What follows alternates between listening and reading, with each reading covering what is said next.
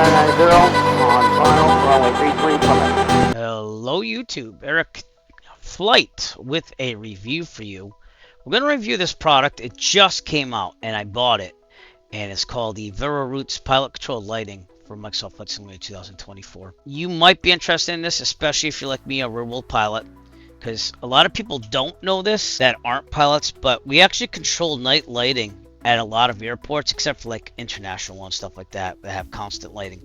But there's a lot of like GA airports where we push the communication button on a certain frequency, usually the CTAF, but can be different, to control the lighting at an airport at night. Usually there's different intensities and everything like that, like low, middle, and high. And you can see that right in this video right here. This is available at SimMarket. It kind of works. I've used it now for about an hour or two. It's just a matter of how well does it work. It's the first version of this that came out. Anyways, I'm going to show you how it installs first. When you first get it, you're going to buy it from SimMarket. You download the setup file, which is just an exec file, and you double click it, and it's going to ask for your registration key. Once you enter the registration key in, which is found on SimMarket, it will do this.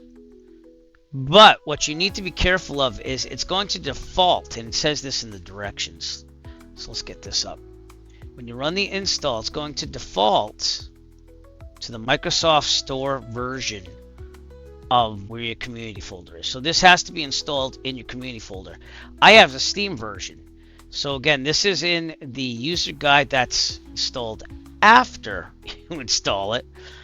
But it says right here exactly what to do. You have to change this to wherever you want to. I like to have it in a certain folder that then is controlled by the MSFS add-ons linker. So that's why I have it going here. The way they have it installed is go right into your community folder. If you're in doubt, just install it in the community folder like it says here. So it's going to have it on default for the Microsoft Flight Simulator Store version or Game Pass community folder. And if you have Steam, you're going to have to go to this instead, install it here. Or the boxed edition, you're going to have to go here. Once you install it, it'll install the whole program like this. So you'll have all these files in the VeroRoutes PCL in your community folder. Okay. And then if you want to see that document, the user guide, you just go to doc. And it's right here, user guide. And that will give you all the directions on setting it up. What it's going to do is it's going to have an exec file in the bin folder here. I want to show you the pros and cons of this so far. The exec file that connects to SimConnect is in the bin folder, and it's PCL-SimConnect. You want to have that running when your sim is running, so that way you can use the VeroRoutes PCL. Now in the directions, it says that it will automatically start. It did not automatically start for me. So the application is this exec file right there. You can also just make it run by double clicking this after you start the simulator up, and it's going to connect to SimConnect. We're going to start up the simulator. I'm trying to run it automatically every time I run Microsoft Flight Simulator, but we're going to see if it does. If it doesn't, you just double click PCL-SimConnect.exec. And it should load. So we're just loading in, but the reason why I have this window open is it did auto start for me. But I had to put in a certain code in this exec.xml file. This is in, for Steam, it's in your roaming Microsoft Flight Simulator 2024 folder. If you right click this and select edit in Notepad, it'll open it up in Notepad, and I'll just show you the settings that you can do. Now I have a bunch of stuff trying to start up when we first start this up. But here's the PCL thing. So you want to add this line right here. I'll actually copy this and put it in the description below this video. But you want it to go to the path of wherever that PCL-SimConnect.exe is. And yours will be in the community folder. I'm going to go to drone cam. And as you can see, there's no runway lighting. However, there is taxiway lighting. The taxiway lighting in real life is supposed to be off with the runway lighting at night. Pilot activates it. This is how it works in real life. It usually stays on for about 10 to 15 minutes. I think it's like 15 minutes. So when you activate it through the radio, it should stay on taxi light and runway lighting for about 15 minutes. And the app does that. It stays on for 15 minutes whenever you activate it. However, the unrealistic thing right off the bat is the taxiway light should not be on, because no one activates that. It activates together, runway and taxiway lights. So they have to hopefully update that and have all the lighting off before you activate things. Plane to start, you need to have everything going on. So again, I'm not going to do this officially with the checklist or anything, but we're going to turn the radios on and like all the lights on just to get this thing going. Oh, I also have air traffic control chatter, so I'm going to turn that off. Alright, because we're all about the runway lighting. Now, see that the runway lighting, again, is off. The taxiway lighting's on. That is not realistic. It's supposed to be all off. I'm also going to show you, again, pros and cons. This is only the first version of this. It just came out yesterday. Or I should say, like, hours ago, because it came out on October 17th. It's October 18th at 2:34 in the morning here on the East Coast of the United States. I'm going to use my real tablet to show you how you get the frequencies, to find out the frequencies to control runway lighting. They will not do that in the simulator. You're going to have to learn how to do it like a real pilot. This add-on might not be for everybody. If you just want to fly around in a plane and not be realistic about it, you might find it difficult unless you have a chart supplement. Before we go and control this runway lighting, let me show you how we do it in the real world, how we find out our frequencies. Usually, it's the CTAF, okay? So here's my real world tablet. I use a program called the Ver, but you can find chart supplements. That's what they're called, chart supplements, on the internet, and they're free from the FAA. So we're going to go to Taunt, Kilo Tango Alpha November, and you can see it right here on my tablet. I'm just streaming it right from the rural tablet that I fly with. And if you see right here, it has the runways, and then if you go right down to where it says service fuel LGT, that means light, activate, PAPI, runway 30, medium intensity runway lighting, runway 1230, and a lighted windsock. That's controlled by what they call the CTAF. The CTAF for Taunt, if you scroll down here, it says communications, CTAF/Unicom 122.7. So as you can see, I already have it in here, 122.7, and when we push the number lock key, that's the default key, it should turn on the runway. Now, if I push that number lock 3 times within 5 seconds, it'll do low intensity lighting. If I push it 5 times within 5 seconds, it's supposed to go medium lighting. And if I push the num lock 7 times, it should go high intensity. Now, that program also installs a widget, if you will, on the menu here. And it says it's off. Everything's off right now. That's because it will not activate until you push number lock. So let's see what happens here. I'm going to keep that up there. I'm going to keep the drone cam on. And now I'm going to push the number lock 3 times. And we should see this eventually light up. There is a small delay after you push the number lock key a bunch of times. But low intensity is 3. So I'm going to go 1, 2, 3. And it's not. Oh, it did. See, again, it has that little delay there. And you can see it has very low lighting. Okay, now let's push it 5 times. 1, 2, 3, 4, 5. Give it a little second here. And it goes to medium intensity. You can see that this shows you where it is. It got a little bit brighter. And if I push it 7 times in 5 seconds, 1, 2, 3, 4, 5, 6, 7, it goes to high intensity. And it is a little brighter, so like they did a good job on the intensities. It looks pretty good. But here's the second problem that we see with this program. This runway over here is a turf runway. There is no lighting on this turf runway in real life, but yet when I activated this, it put lighting on the turf runway. This is actually a historical runway. This is where Taunt got its start on this runway back in like way back in the day. Here's the historical hangar. So there's not supposed to be any lighting here. So this is something they have to fix. They have to be able to say this runway doesn't have runway lighting, but that one does. So that's another con if this program as of now. First release though. So they have time to fix this. It is very cool to see that the runway lighting does come on though.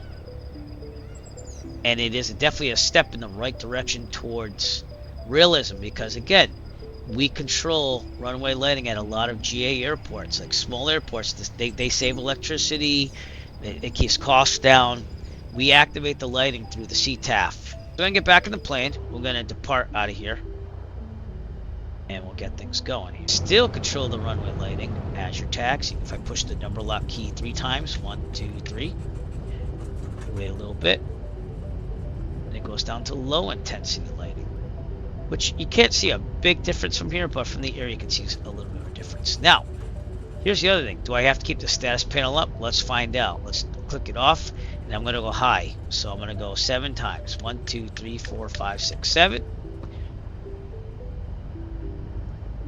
Okay, there it goes. Went high intensity. See that? It changed from low to high. Okay, look at the runway lights. I'm going to go to medium intensity. 1, 2, 3, 4, 5. And that's the number lock key. That's the default key for this. And it should dim just a little bit. It dimmed just a little bit, yeah. And then if I go low, 1, 2, 3, it should dim again. There you go. It's at low intensity. And back to high. 1, 2, 3, 4, 5, 6, 7. Typically when I fly at night in real life, I'm always going high intensity. I want to see stuff. So it looks pretty good. From here, let's try our lighting here. So get this going for voltage. So let's do low intensity. Okay, and I'm going to turn all the lights off on the plane. Here's low. 1, 2, 3.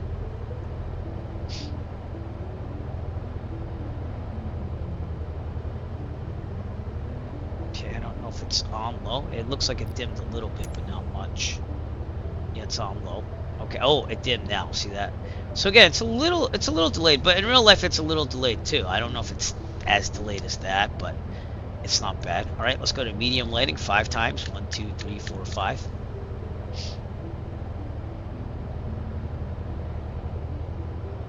There you go. A little delay, but it's on medium now. You see the difference. All right, and now let's try high 7 times with the number lock key. 1, 2, 3, 4, 5, 6, 7.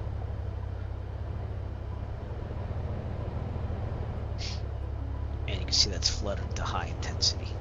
And we'll verify that with this. Not that you need to keep this on there because we just saw this. As long as we know it's working, that we're good. But it's nice to have this to know if it is working. Alright, we're going to depart out of here. All lights on. Good. Strobe lights are on. Everything's good. We're going to depart. Get out of here. Here we go. High intensity lighting, everybody. Rotate.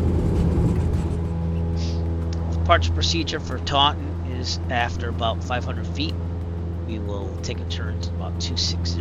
That's to avoid the school at the end. I think it's a step in the right direction. I've always wanted pilot controlled lighting in the sim, and this is the only thing that does it right now, and they're getting into the right thing, you know. We're going to stick the autopilot on at 2,000 feet. I'm going to keep this heading here. Let's look outside. Now, just letting you know, we're still on the CTAF here. So it tells you I'm on the CTAF frequency, alright? And I'm going to hit for a low intensity. Get out of there. Low intensity is 3 number lock key presses. So we'll go 1, 2, 3. We'll see if it makes a difference. It's going to low. Not much of a difference, but there is a little difference. Let's go to medium. 1, 2, 3, 4, 5. So we'll delay. Got a little bit brighter. All right, let's go high intensity. 1, 2, 3, 4, 5, 6, 7. High. Now see, this isn't supposed to be lit. Again, that's a turf runway. So again, that's something that they would have to fix. In the original simulator, without this add-on, this is not lit up at night at all. Like it's like in real life, it's not lit up. So, but anyways, we see that it works. Okay. Now the next thing I want to do is I want to go to another airport from here. So I'm going to go to the real-world airport that I fly out of and rent out of, which is Plymouth, which is not that far. Kilo Papa Yankee Mike. If you look at the tablet here, we go to Plymouth in the chart supplement. Again, you can download this as a PDF file from online. It will say right near service, fuel, light, LGT activate, Mel I don't remember what that means. Runway 6, runway 24, Pappy, runway 624 and 33, medium intensity runway lighting, runway 624 and 153. But see that frequency at the end, 122.9? That tells you that all that lighting is controlled by 122.9. We could already see Plymouth in the distance here as we are flying direct. When I get to Plymouth, I'm going to leave this up here because I want to show you something that is also a con as of now. Because I'm going to switch to 122.9 as we get up near Plymouth Municipal Airport. And I'm going to try to activate the lighting. I know that 122.9 works with the program because I tested it on the ground and other tests. So it's not that 122.9 doesn't work. It's just that there's another problem, which I will show you as we get closer to Plymouth. Frequency to control the lighting is 122.9 in Plymouth. And again, we see another error here. The taxi lights are already on.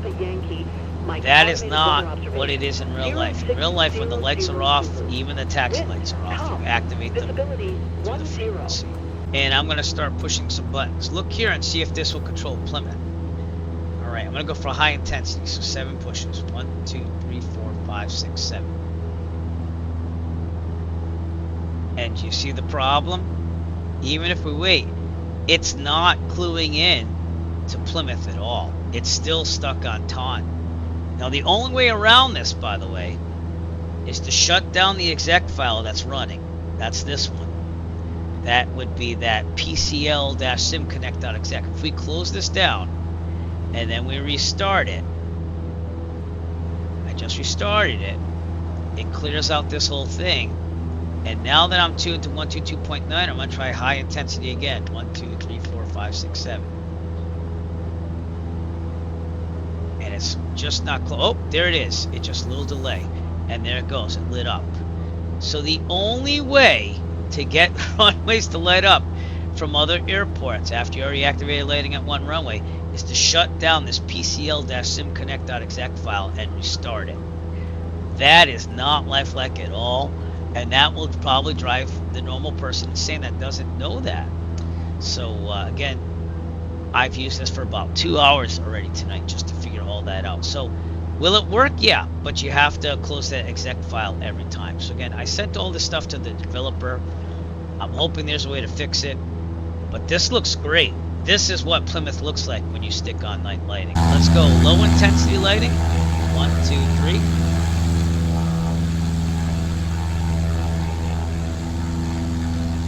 Let's see what it looks like from a distance. Take some time. It doesn't look a lot different, but it's cool just to be able to activate lighting. And as you get up there, you can see that it will dim just like it did in Taunt. Let's go medium intensity. 1, 2, 3, 4, 5. Actually, it did. It was just very delayed. All right, going to medium intensity now. You just got to give it time. It's a little bit more laggy than real life, but not much. And then again, high intensity. 7 key presses of number lock. 1, 2, 3, 4, 5, 6, 7.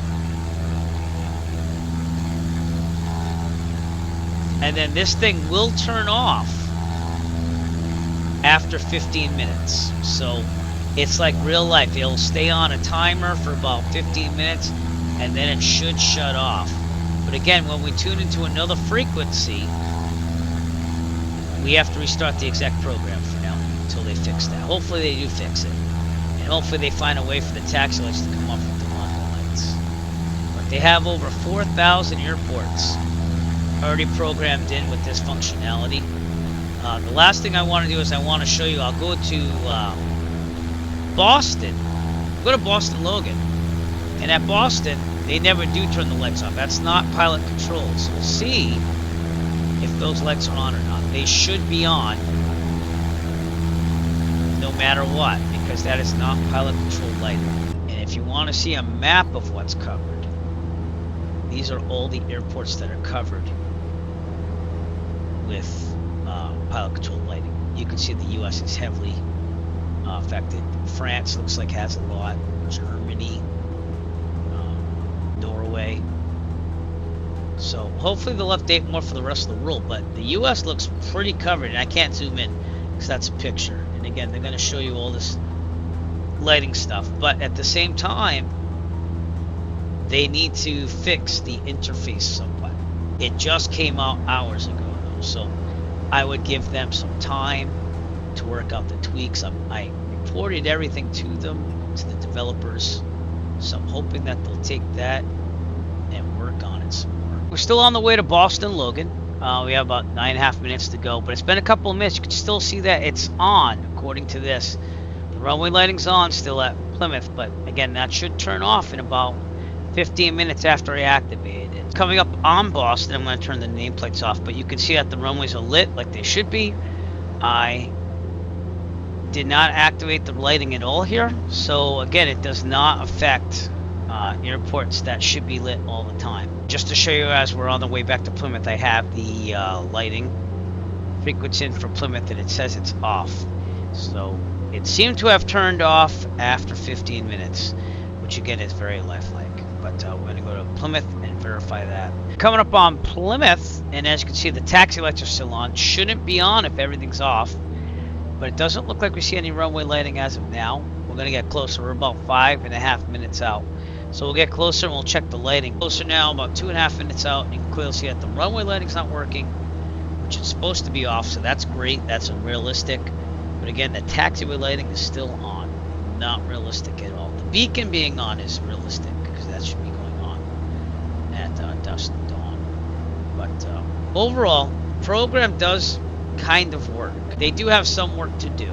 So let's go over the pros and cons. Pros, you finally have pilot controlled lighting at airports that do pilot controlled lighting in real life at 4,000 something airports. 2, you have 3 intensity levels, low, middle, high, like real life. At most airports, it depends on the lighting, obviously.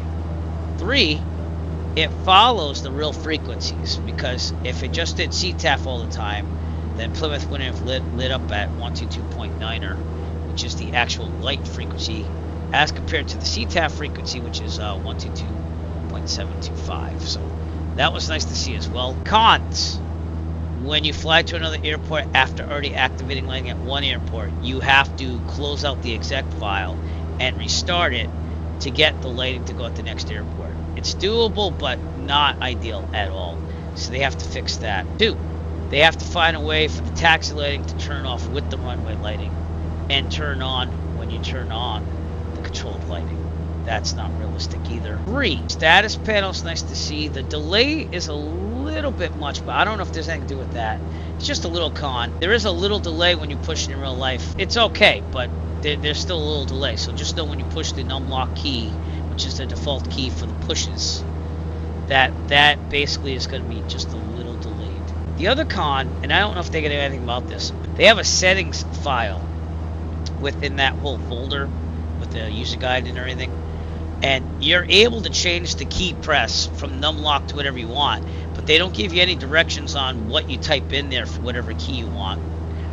And the other con that I'm trying to figure out currently, probably won't be staying up late tonight to do this though, is how do I map it to my push to talk button on my Honeycomb Alpha Yoke? I can assign the push to talk button to the number lock key. Still trying to figure out how to do that though, because it's not working as of now. And I'm going to try pushing the push to talk button on there, because that's what we do in real life. You actually queue up like the frequency by pushing the push to talk button. So I'll have this go to nav. Okay, I'm going to push the button 7 times, and we'll see if it activates the light like it does in real life. 1, 2, 3, 4, 5, 6, 7. And there are ways of getting that number lock key to be programmed to this button push. I also have that for VAT Sim. So I'm not worried about that, but you can see it's not working. So it's got to be a setting for me. But again, I need to find a way to map the number lock key to the push to talk button. That takes a little while. It'd be awesome if the developer had some way of it auto accepting the key that you want to push instead of just number lock on a keyboard. So that would be a reason why it's still a little bit of a con. But overall, do I think it's worth getting? Yeah, I mean, it's usable in a way. It's a little unrealistic with the taxiway lights, but I think if the developer just goes a little bit more with this, I think you're going to have the best ever and only pilot controlled lighting program out there for a simulator. And I've been wanting this for a while. I didn't think this would ever become true, but that would make it totally realistic for us real-world pilots that use the simulator and force us to keep that whole thing of night lighting and this and that. And I'm a stickler for realism like that. So I do believe it's worth buying. It's about almost 20 bucks. So it's a little expensive for what it is. But the pilot control lighting, we're going to do updates if they update everything. I've sent them tons of stuff on this. I'm going to send them this video as well, and we'll see if they can fix things. Again, if you want to get the pilot control lighting program, it's at SimMarket. I'll leave a link in the description below, so please follow that. If you like this review, please give us a thumbs up and push that subscribe button below. Leave comments. Tell me what you think about this program, and we'll do an update if they update the program and it gets really well. But man, they are on the right path. I will say that they're on the right path to get this done, and I'm totally excited about where this program could go. Eric Flight wishing you a great night. Had to get this video done, and remember to push subscribe, like, and watch the live streams as we go. We'll probably be using this on the next live stream when we fly at night. So anyways, peace out. You have a great night. Eric Flight. See you later.